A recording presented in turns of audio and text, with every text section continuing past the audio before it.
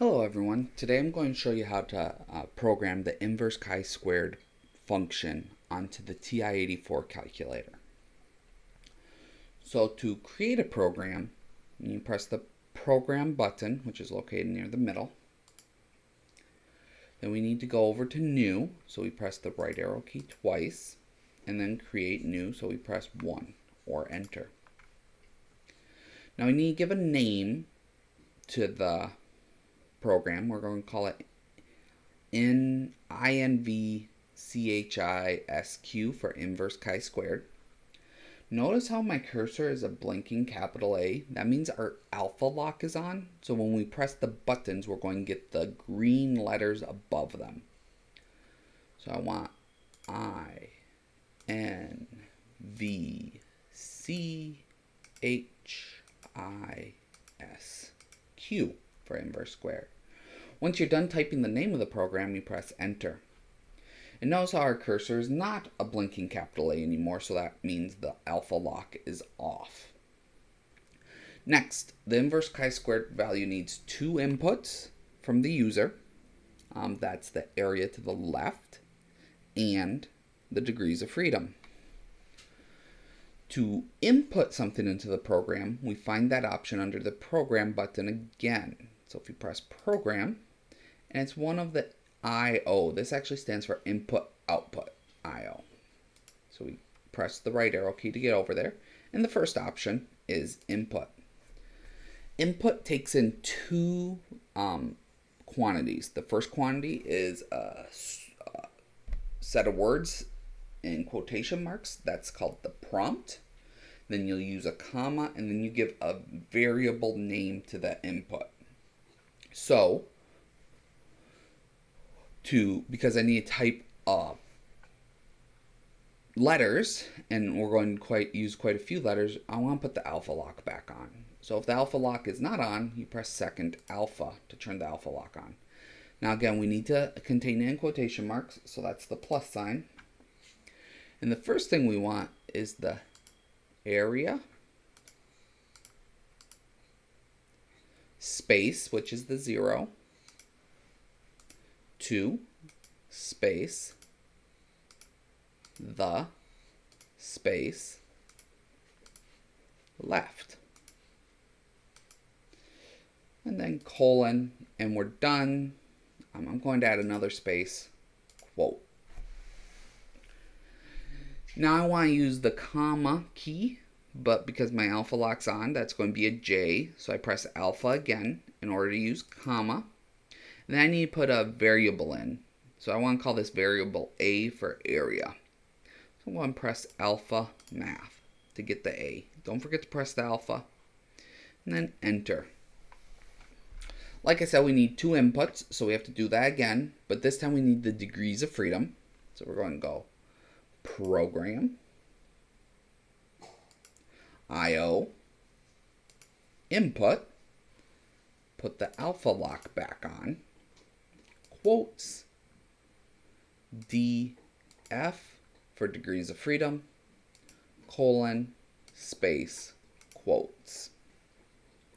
And again, I want the comma, so I'm going to press the alpha key again, comma, and I'll use D for degrees of freedom. Don't forget to press that alpha button first. Now that we have our two inputted variables, we need to display the answer. So just like there was a command to input, there's a command to display. So program, go over to I/O, display is 3. Display is very similar to the input. You can give it a command like second alpha lock, answer, or critical value. I'm actually going to put critical value, critical space val u, colon, space, quotes. And again, we need a comma. Now we need to put the answer. What we're actually going to do for the answer is solve a chi-squared CDF equation. To solve an equation on the TI-84, you press the Math button. Press the up arrow key to get to the bottom of the list. The very last option should say Solve, or some calculators say Numerical Solve. Both of those work the same way. Now, because I want to solve a chi-squared CDF, we need to get that. That's under Distributions. So we go second, Bars. And chi-squared CDF is down here on option 8 on mine. So we click this.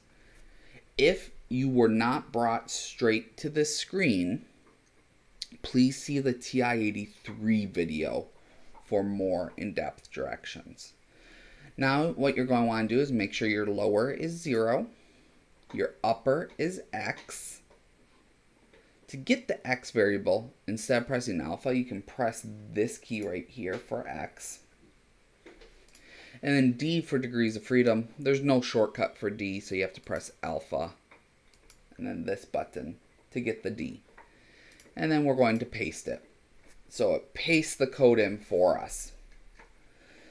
Now, the solve function only works when you're setting things equal to 0. So what we truly want is we want this cumulative distribution function, or CDF, equal to our area. Well, if I want it to equal 0 for the program, that just means we need to subtract the area. That'll give us 0 then. If I'm looking for this equal to A, if I subtract them, then I'm looking for this equal to 0. Then we go comma. Now this is just part of the program. You need to tell it what variable you're solving for. So x, comma, and then you always have to put 0. And then close parenthesis. And that's it for our program. There's no save button. There's nothing to indicate that you're done. Some people do press enter again. All it does is enter a new line. But now to use the program, you go second, mode to quit. Then you press the program button. And now under the EXEC or execute menu, you should see the name of your first program. So you press 1 or enter. This just calls the program. It doesn't start the program. So to start the program, you have to press enter one more time.